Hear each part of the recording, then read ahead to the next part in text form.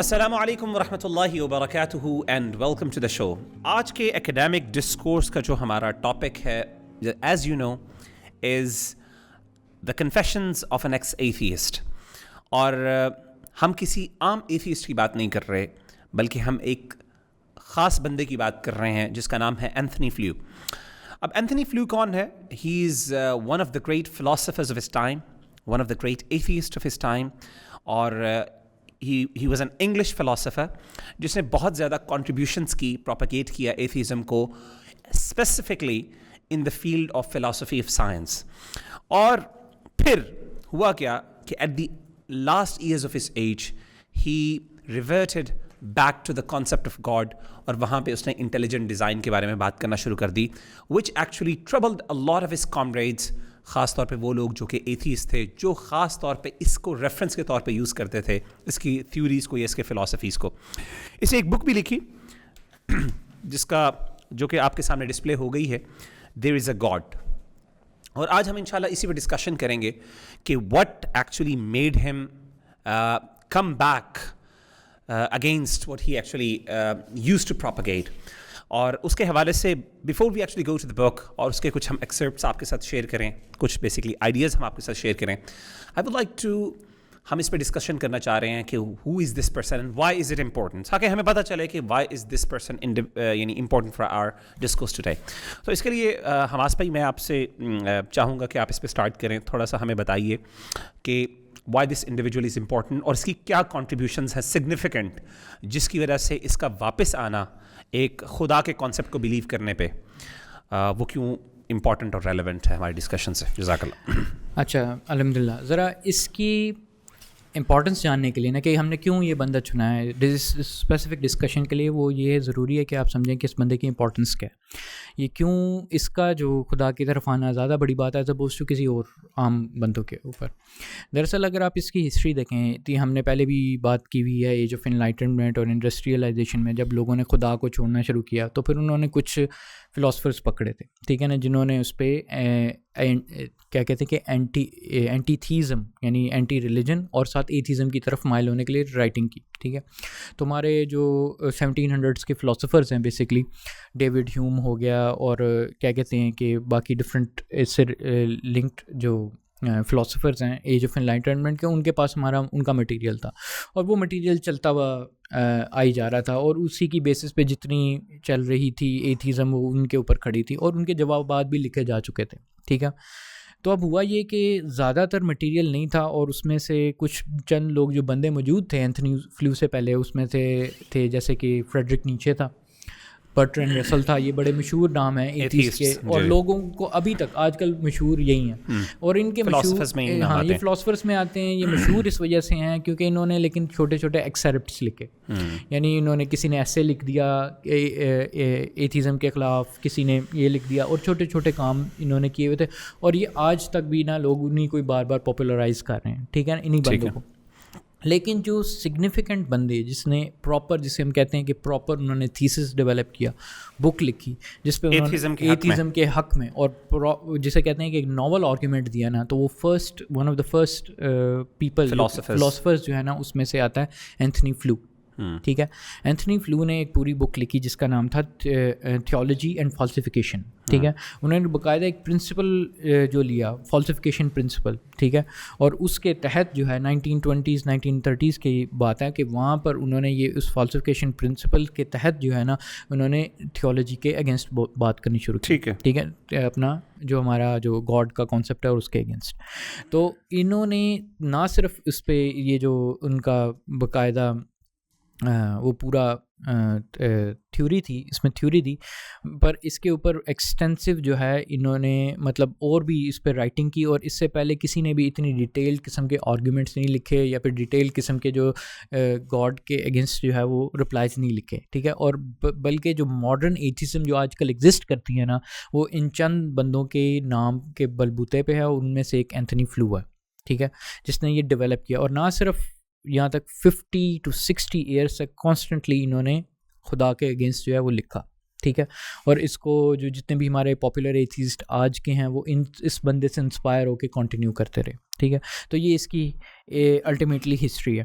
تو یعنی جو بھی اس کے دوران اس کی لائف کے دوران جس قسم کے بھی فلاسفرس تھے, جس میں آ جاتے ہیں البرٹ کیمس بہت مشہور ہے, جان پال سارٹر بہت مشہور ہے.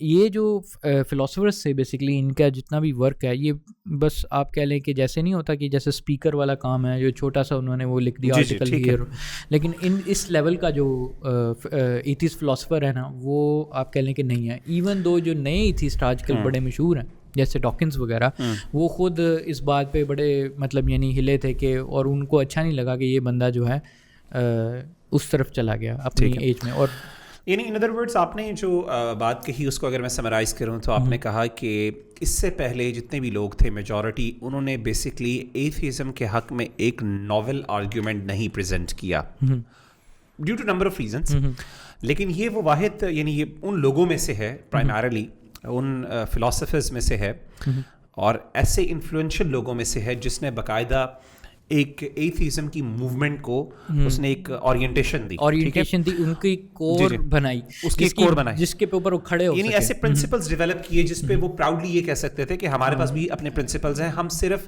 اینٹی تھیسٹ نہیں ہیں بلکہ ہم ایتھیسٹ بھی ہیں. یعنی اینٹی تھیسٹ کا مطلب یہ نہیں کہ ہمیں صرف ریلیجن سے اختلاف ہے بلکہ ہمارے پاس اپنے تھیزم کے ایتھیزم کے بھی حق میں پرنسپلز موجود ہیں, کہ ہمارے پاس ایک گراؤنڈنگ موجود ہے.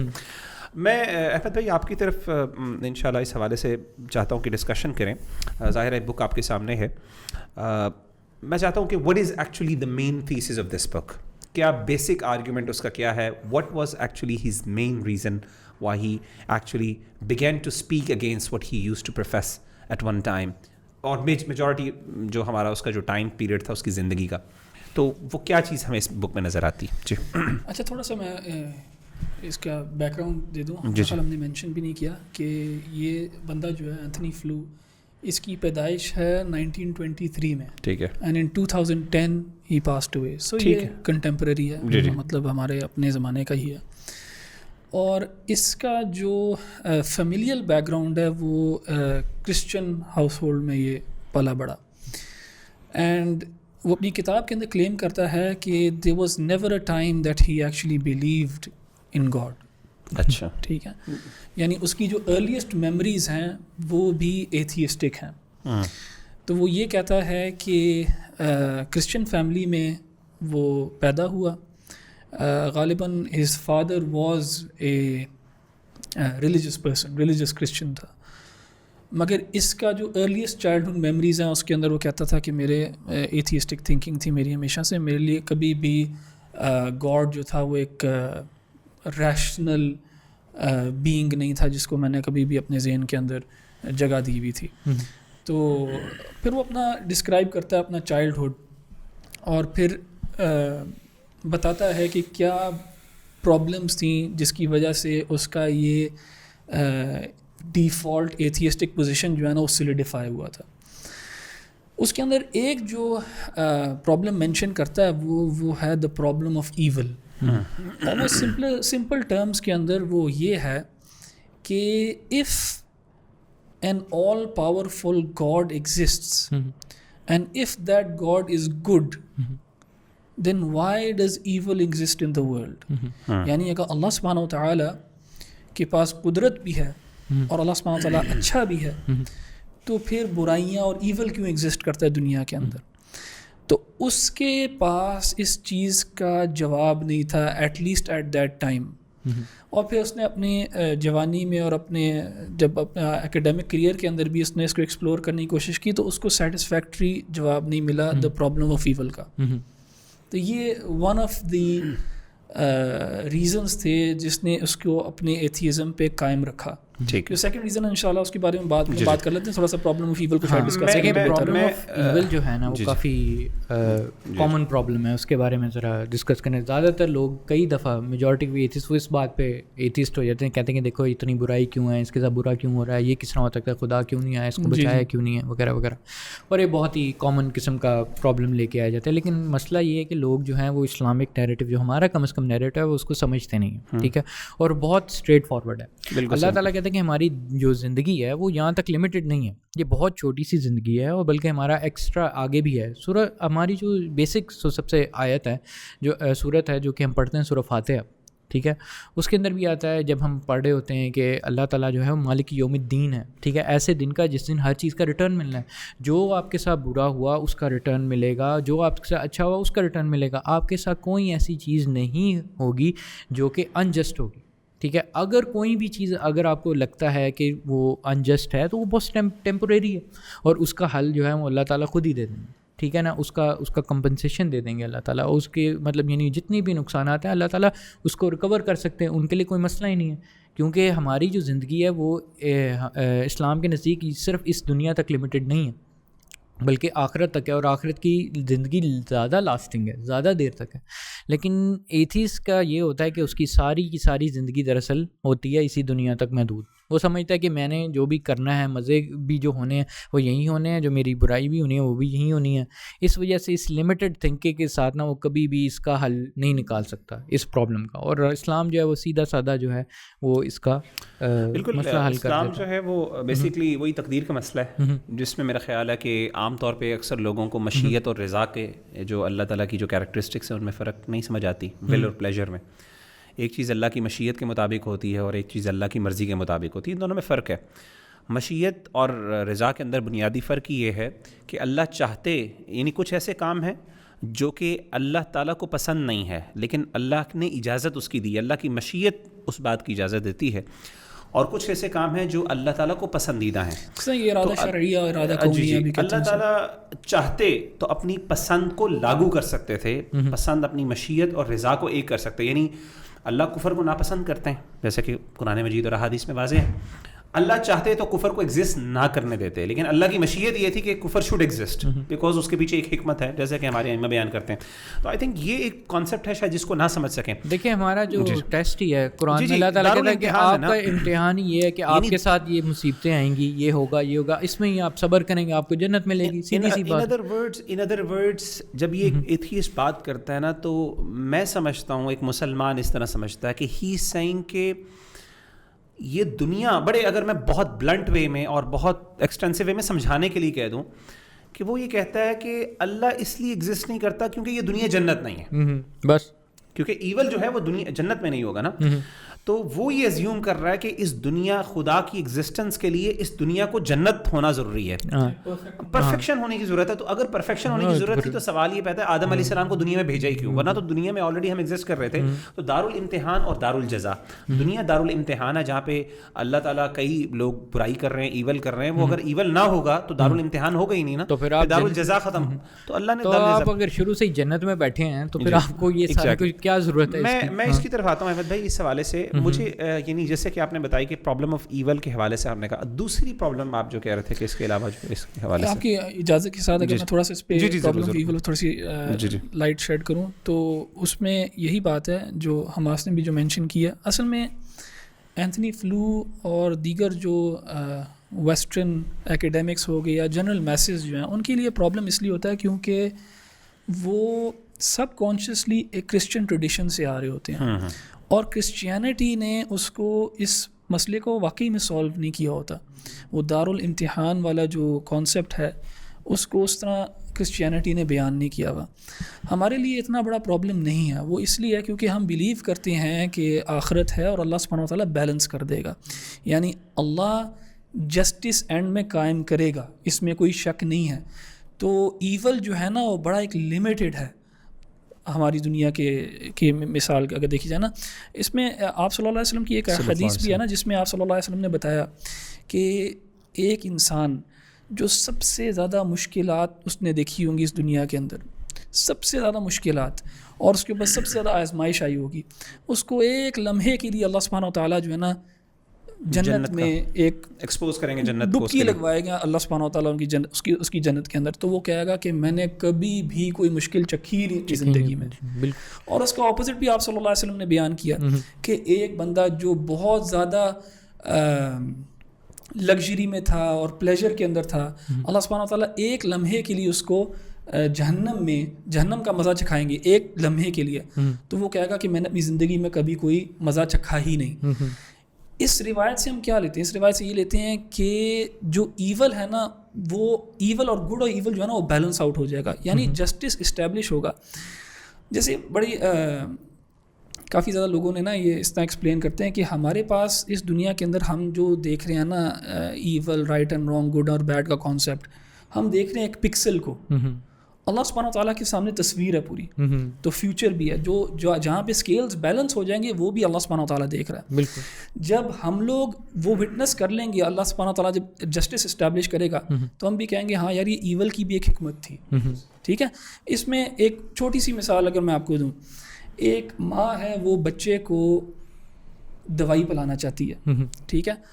اس ماں کو پتہ ہے کہ میں اس بچے کو دوائی پلاؤں گی اس کا آگے فائدہ ہوگا, مگر بچہ دوائی پینا نہیں چاہتا کیونکہ اس کو کڑوی لگتی ہے. ماں جو ہے سختی کرتی ہے بچے کے ساتھ. اگر ہم صرف وہی دیکھ رہے ہیں نا سیناریو, ماں بچے کے ساتھ سختی کر رہی ہے, تو ہم سوچیں گے کہ یار یہ دیکھو یہاں پہ زیادتی ہو رہی ہے, یہ ایول ہے. مگر اگر ہمارے پاس بگر پکچر ہوگی کہ یار یہ کیوں کر رہی ہے اور آگے جا کے اس کا فائدہ کیا ہوگا, یہ بیلنس کیسے کیا جائے گا, تو ہم اس کی حکمت سمجھ لیں گے.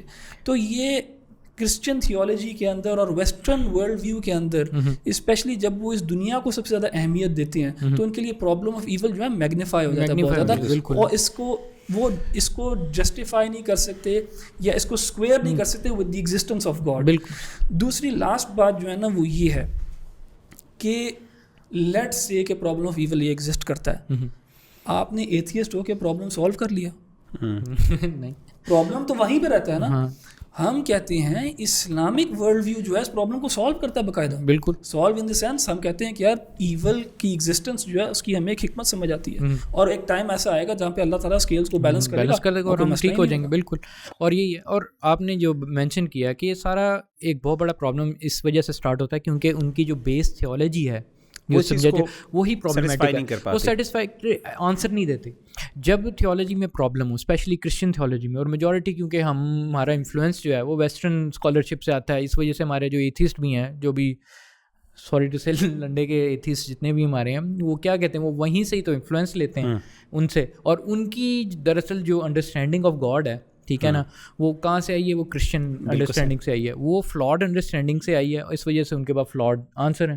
اور اس سیم کیس جو ہے نا یہاں پر ہے. ہمارے یہاں زیادہ تر جو ایتھیسٹ سب کا ہے وہ ہوتا ہے کہ جن کو ایک تو جو بچپن سے ہی نا صحیح طرح ٹھوس نالج نہیں دیا جاتا, ٹھیک ہے نا, یا پھر جو نالج دیا جاتا ہے اس میں کوئی نہ کوئی کمی ہوتی ہے, ٹھیک ہے, ایک وجہ یہ بھی ہوتی ہے. لیکن اینی ویز یہ ایک بہت بڑا ایلیمنٹ ہے کہ جس تھیولوجی کی آپ کی بیک گراؤنڈ ہے, اور جو اینتھنی فلیو کی بیک گراؤنڈ تھی وہ ایک کرسچن بیک گراؤنڈ تھی, ایک ڈیفیشینٹ بیک گراؤنڈ تھی. تو یہ ہمارا ایک اس میں آپ جو بات کر رہے تھے. تو جزاک اللہ خیر. میرا خیال ہے میں یہ چاہ رہا تھا کہ احمد بھائی اس پہ ہم ذرا ڈسکشن اس حوالے سے بھی کر لیں کہ جو بک اٹ سیلف ہے, یعنی بک کا مین اس کا آرگیومنٹ پرائمرلی کیا ہے, یعنی what does he actually talk about in specific, کہ کیا چیز ہے جس کی وجہ سے وہ واپس آیا. تو ہمیں تو یہ سمجھ آ گئی بڑی اچھے انداز سے کہ اس کو کیا چیز ایتھیزم کی طرف لے کے گئی پرائمرلی, یا کیا وہ اس کے فیکٹرز تھے, ویریبلس تھے, لیکن why did he come back, what was the main catch actually. اچھا سوری, اب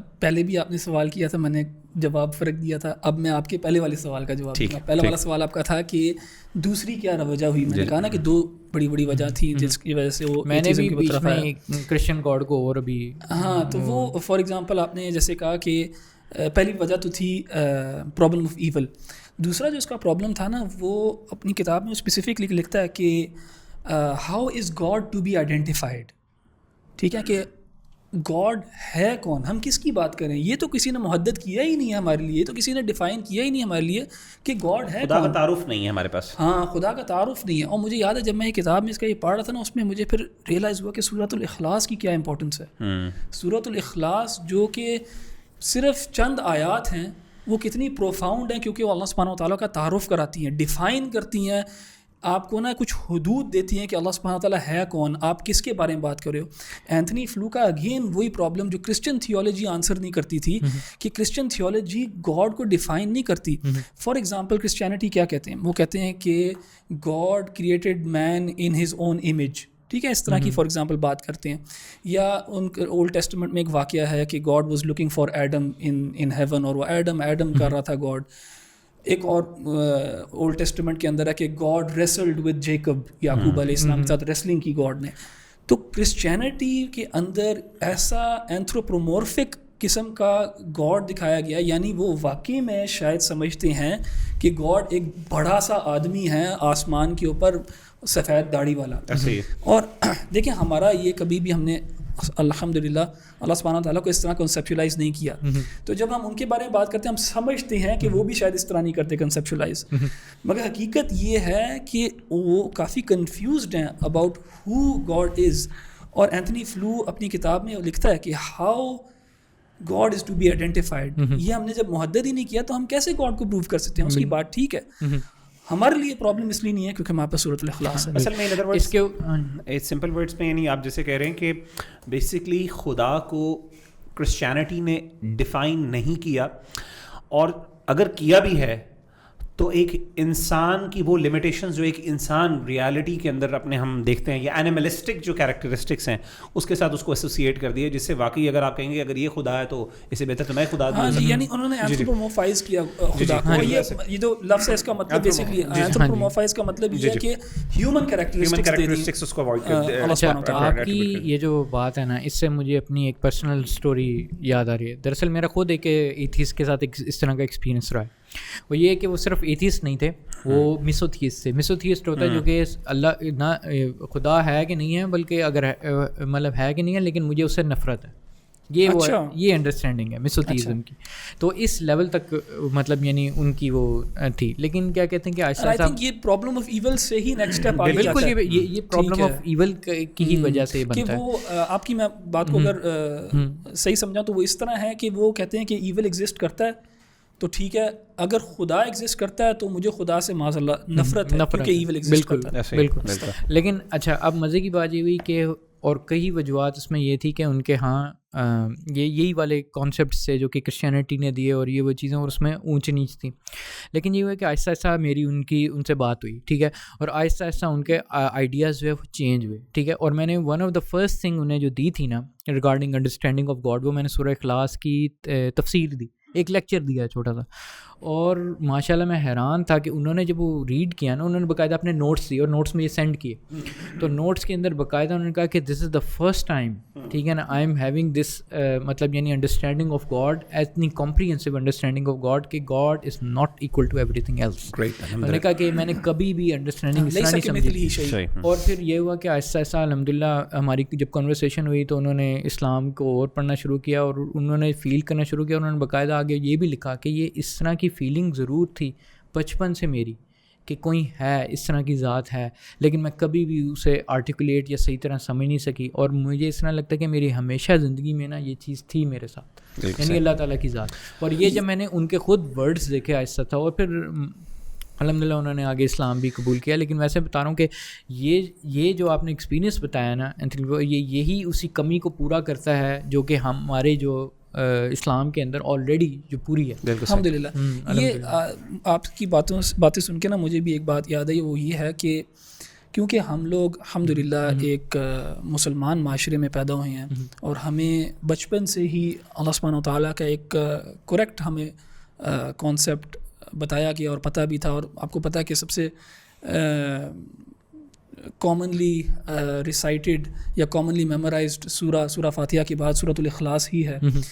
تو ہم شاید اپریشیٹ نہیں کرتے کہ اور لوگ کیسے سوچتے ہوں گے اللہ سبحانہ تعالیٰ کے بارے میں، اور شاید ہم اپریشیٹ نہیں کرتے اس سورہ کی امپورٹنس. اور میں نے بتایا نا کہ جب میں یہ کتاب پڑھ رہا تھا نا تب مجھے ریئلائز ہوا کہ کتنی امپورٹنٹ ہے صرف یہ چند آیات. مجھے یاد ہے کہ جب میں یو کے میں تھا تو میرا ایک فرینچ دوست تھا. فرینچ مشہور ہیں ایتھیسٹس. فرینچ جو ہیں وہ جنرلی اسپیکنگ ان کا ڈیفالٹ جب وہ بڑے ہو رہے ہوتے ہیں ایتھیزم ہی ہوتا ہے. مگر یہ لڑکا جو تھا نا، فریڈرک اس کا نام تھا، یہ مسلمان ہو گیا تھا. مجھے ابھی بھی یاد ہے میں اپنی گاڑی میں اس کو ڈراپ کرنے جا رہا تھا، میرے ساتھ بیٹھا تھا وہ. اس نے ایک بات کی جو میں نے شاید فار گرانٹیڈ لیا ہوا تھا یا شاید اس طرح کبھی ریئلائز نہیں کیا. اس نے مجھے کہا کہ تم سوچ نہیں سکتے کہ خدا کے بغیر زندگی گزارنا کیسا ہوتا ہے. اس نے کہا تم سوچ نہیں سکتے کہ کس قسم کا مائنڈ سیٹ ہوتا ہے. اور وہ صحیح ہے، وہ صحیح کہہ رہا تھا, میں واقعی میں نہیں سوچ سکتا. کیوں؟ کیونکہ میں نے کبھی وہ ایکسپیرینس ہی نہیں کیا. میں نے ہمیشہ اللہ سبحانہ و تعالیٰ کو اللہ سبحانہ و تعالیٰ میں بلیو کیا ہے اور ایک تھیسٹ پرسپیکٹو سے دنیا کو دیکھا ہے. تو وہ اپنی پرانی لائف کو پیچھے دیکھ رہا تھا, وہ کہہ رہا تھا کہ یار آپ لوگ اپریشیٹ نہیں کر سکتے کہ کتنی بڑی چیز ہے اللہ سبحانہ تعالیٰ میں. اچھا, اس میں احمد بھائی ہم نے لاسٹ ٹائم جیسے میں نے آپ سے پہلے بھی ریکویسٹ کی اس حوالے سے کہ اس کے حوالے سے بک کے اندر بیسکلی پرائمریلی کیا وہ ایسے ریزن تھا جس کی وجہ سے اس کا ریٹرن ہوا بیسکلی اس خدا کے بلیف کے اوپر. اس کے اندر یہ جو سب سے بڑا ریزن جو اینتھنی فلو خود دیتا ہے اپنی کتاب کے اندر, وہ یہ ہے کہ اب جیسے حماس نے بھی مینشن کیا نا کہ پہلے اس کا 50 to 60 ایئر اکیڈیمک کریئر جو تھا نا was built upon disproving the existence of God. اس کے اندر جیسے آپ نے ان کے جو فیمس پیپر ہے تھیولوجی اینڈ فالسیفیکیشن, اس کے اندر اینتھنی فلو کہتا ہے کہ یہ جو معاملہ ہے نا گاڈ کا, یہ it's not worth even considering.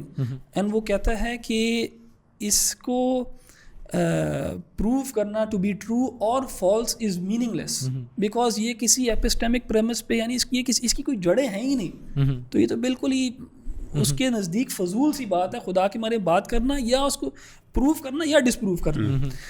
اب ادھر سے یہ بندہ اس لیول پہ کیسے آ گیا کہ اس نے بک لکھی ہے جس میں اس کا ٹائٹل ہے دیر از اے گاڈ. وہ کہتا ہے کہ اس نے جب یہ سائنس کی ڈیولپمنٹ, اور آپ دیکھیں سائنس اس کو لے کے آیا خدا کی طرف, وہ کہتا ہے کہ سائنس نے جب ڈیولپ کیا, کیونکہ ہم نے جیسے کہا نا 1923 میں اس کی پیدائش ہوئی, اس کے بعد اوبویسلی اتنی زیادہ ڈسکوریز ہوئی ہیں, سائنس نے اتنی زیادہ ترقی کی ہے اسپیشلی مولیکولر لیول کے اوپر. اس نے کہا جب میں نے دیکھا ڈی این اے سیکوینس کو انسان کے اندر, تو میرے لیے یہ ایکسیپٹ کرنا امپاسبل ہے کہ یہ بائی چانس ہو گیا. میں تھوڑا سا یہ والا جو اس کا ایکسرپٹ ہے نا کتاب میں سے وہ کوٹ کرتا ہوں.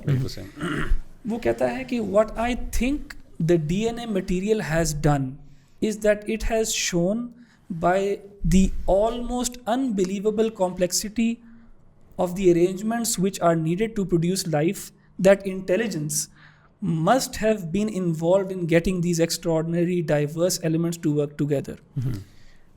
تو it is آگے بولتا ہے وہ it is enormous complexity of the number of elements and enormous subtlety of the ways they work together. یعنی وہ کہتا ہے جب میں نے اس چیز کو دیکھا ہے تو I am forced to believe کہ کوئی نہ کوئی اس چیز کے پیچھے انٹیلیجنس ہے, یعنی یہ رینڈم چانس نہیں ہے, یہ ایسی کوئی فلوک نہیں ہے جس کی وجہ سے یہ اس نے کہا کہ کوئی نہ کوئی انٹیلیجنٹ مائنڈ ہے, کوئی انٹیلیجنس ہے, کوئی ڈیزائنر ہے جس نے یہ.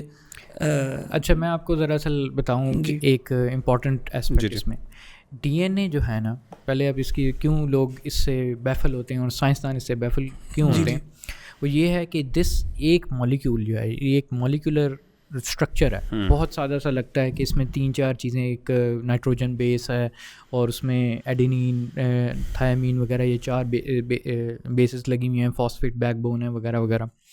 لیکن کیا کہتے ہیں کہ لیکن اس کے اندر اتنی انکریڈیبل لیول آف کیا کہتے ہیں ڈیٹیلڈ انفارمیشن, ٹھیک ہے نا, جو ہے وہ اس میں کمپیکٹ ہو سکتی ہے. اتنے سے مالیکول کے اندر کمپلیکس لیول آف لائف کی انڈرسٹینڈنگ اور اپلیکیشن اور یہ وہ چیزیں کہ کیا چیز کس طرح ہونی ہے, کیا چیز نہیں ہونی, کہ آپ کا کلر کس طرح کا ہوگا, آپ کی آنکھوں کا کلر کس طرح ہوگا, کہ آپ کے بال کس طرح کے نکلیں گے, آپ کا قد کس طرح ہوگا, یہ ساری کی ساری کمپیکٹ انفارمیشن صرف ایک مالیکول کے اندر, ٹھیک ہے نا. تو یہ اتنی کمپلیکس اور زبردست چیز ہے, ٹھیک ہے نا, کہ بندہ حیران ہو جاتا ہے کہ اتنے چھوٹے سے لیول پر اتنی کمپلیکس اور اتنی پاورفل چیز کہاں سے آئی اور یہ کس طرح آئی. اور صرف یہ بھی کافی نہیں ہے, بندہ کہتا ہے کہ مے بی ایولیوشن سے کچھ وقت کے بعد ایسی چیز بن گئی ہو, لیکن یہ ایسا نہیں ہے. دراصل اس کی ایک اور حیران کن بات یہ ہے کہ یہ سب سے پریمیٹیو جو ہم جاتے ہیں نا بیس پہ, کہ جو سائنسدان کہتے ہیں کہ سب سے پہلے کیا چیزیں آئیں جن کی وجہ سے لائف پروڈیوس ہوئی, تو سب سے پہلے وہ بایو مالیکولز ہیں, اور بایو مالیکولز میں سب سے پہلے کمپلیکس مالیکولز وہ کہتے ہیں یا تو آر این اے ہے یا تو وہ پروٹین ہے, اور پروٹین بنتی ہی R N A D N A سے ہے. اور چکر یہ ہے کہ ان دونوں مالیکولز سے جب یہ لائف کا شروع یہاں سے ہوتا ہے, یہاں سے ہو رہا ہے, تو وہ کہتے ہیں کہ اتنی کمپلیکس چیز شروع میں آئی کس طرح, وجود کس طرح. یہ ایوولوشن اس چیز کو پروو نہیں کرتی کہ ایوولوشنریلی یعنی ایوولوشن پروسیس سے یہ اس سٹیج پہ نہیں آئی, بلکہ یہ پریمیٹیو سٹیج میں بھی اپنی بڑی کمپلیکس فارم میں موجود تھی, ٹھیک ہے نا. اور یہی حیران کن بات ہے کہ اتنی پاورفل چیز جو ہے وہ اتنی پریمیٹیو لیول پہ آئی کہاں سے, ٹھیک ہے. اور اس وجہ سے بندہ سوچتا ہے کہ یہ واقعی میں انٹیلیجنٹ ڈیزائن ہے. اس حد یہاں تک کہ ایون جو میری اپنی ڈگری ہے بایو ٹیکنالوجی کے اندر, بایو ٹیکنالوجی اور جینیٹکس, یہ پوری کی پوری جو ڈگری ہے یہ اس ایک مالیکیول کی اسٹڈی کے اوپر ہے. سبحان اللہ. اور صرف اس آپ ہمارے کور کورسز دیکھ لیں ہمارے جو اس میں بس اس مالیکیول کو کھولنا, اس کو ٹیمپر کرنا, اس کو آگے پیچھے کرنا, یہ ساری کی ساری سائنس اور ہم پوری کی پوری اسٹڈی 4 سال کی جو ہے وہ اس ایک مالیکیول کے اوپر ہے, ٹھیک ہے. اور آبویسلی اس کے آگے اس کے میجرز اور یہ وہ چیزیں. تو آپ دیکھ لیں کہ یہ کوئی معمولی چیز نہیں. اس نے کہا کہ واقعی میں یہ ایسی چیز ہے جو کہ کوئی ایسے نہیں ہے کہ ہم یہ جو کیمرہ ہے, سادہ سا کیمرہ, ہم یہ نہیں سوچ سکتے, ٹھیک ہے نا, کہ کیمرہ یہ رینڈم ایونٹس کی وجہ سے کیمرہ بن گیا یا کمپیوٹر یہ ہمارا بن گیا, یہ کسی کو لازمی بنانے والا ہوگا. اینڈ آف دا ڈے بڑی سمپل آرگیومنٹ ہے, بہت سمپل زیادہ فلسافیکل آرگیومنٹ کی ضرورت ہی نہیں ہے اللہ سبحانہ و تعالیٰ کی ایگزسٹنس کو پروو کرنے کے لیے. یہ بڑی سمپل آرگیومنٹ ہے. اور اس کے اوپر ایک فلاسفر جس نے 50 سال اکیڈیمیا میں لکھا اور جس کا نام بنا اس کے اوپر, اور وہ سب فلسافیکل آرگیومنٹس اگینسٹ گاڈ کو جانتا تھا, اس کے لیے یہ کافی تھا ٹو بلیو اینڈ کنکلوڈ کہ گاڈ ایگزسٹس. اس نے فار ایگزامپل اپنی لاسٹ اسٹیٹمنٹ جو ہے جس کے اوپر اس کی ڈیتھ ہوئی ہے, یعنی اس کا آپ کہنے لاسٹ جو اس کی بلیف تھی وہ کیا تھی, وہ کہتا ہے I now believe that the universe was brought into existence by an infinite intelligence. I believe that this universe's intricate laws manifest what scientists have called the mind of God. I believe that life and reproduction originate in a divine source. اس کے اوپر وہ اس بیلیف کے اوپر وہ اس دنیا سے گیا ہے. یعنی اس نے کوئی کرسچینٹی یا اسلام یا کوئی اور ریلیجن نہیں چوز کیا, مگر فرام این ایتھیسٹ وہ تھیسٹ ضرور ہو گیا. ٹھیک ہے, میرا خیال ہے یہاں پہ ہم جس طریقے سے ان کی بات سے کنکلوڈ کیا, ہم ابھی اپنی بات کو کنکلوڈ کرتے ہیں. We recommend this book, please go through this book ان شاء اللہ. اور سمری بیسکلی یہی ہے کہ ایک عام بندے کا ایتھیزم سے تھیزم کی طرف جانا تو ظاہر ہے وہ ہوتا ہے, اور وہ بھی اللہ کی رحمت ہے, ظاہر ہے یہ بھی, اس میں بھی اللہ تعالیٰ کے سائنس ہیں فار ایگزامپل. لیکن ایک ایسے بندہ جس نے اپنی زندگی کا میجر ٹائم اور اپنے اکیڈیمک کیریئر کے اندر بیسکلی اس چیز کو پروپیگیٹ کیا, اور اچانک اس کے ذہن میں جب اس کی یعنی یہ چیزیں جو خدا کے جو سائنس تھے, جیسے کہ اللہ کہتے ہیں وفی انفسکم افلا تبصرون, کہ جب ڈی این اے کو اس نے دیکھا اور اس کو اسٹڈی کیا تو اس کے بعد وہ اس کنکلوژن تک پہنچا کہ he had to give up actually. تو ان ادر ورڈس اس نے اپنی یعنی جسے وہی والی بات ہے جیسے کہ حدیث میں آتا ہے کہ اللہ کے رسول صلی اللہ علیہ وسلم نے فرمایا کہ جب اس نے اپنی ایروگنس کو لیٹ ڈاؤن کیا, اور وہ ایروگنس یہی ہے نا, الکبر بطر الحق وغمط الناس, کبر اور ایروگنس یہ ہے کہ انسان حق کو جھٹلائے اور لوگوں کو حقیر جانے. تو جہاں پہ اس نے سوچا کہ نہیں یہ حق ہے, مجھے یہاں پہ جھٹلانا نہیں ہے, وہاں پہ اس نے اس چیز کو ایکسیپٹ کیا اور الٹیمیٹلی وہ کم از کم خدا کو پہچان گیا. تو اس کے ساتھ ہم کنکلوڈ کرتے ہیں انشاءاللہ. ملتے ہیں انشاءاللہ نیکسٹ ایپیسوڈ میں آف ایکیڈیمک ڈسکورس. اس کو ضرور اپنے بھائیوں اور بہنوں کے ساتھ شیئر کریں. اللہ تعالیٰ ہم سب سے اس کاوش کو قبول فرمائے. السلام علیکم ورحمۃ اللہ وبرکاتہ.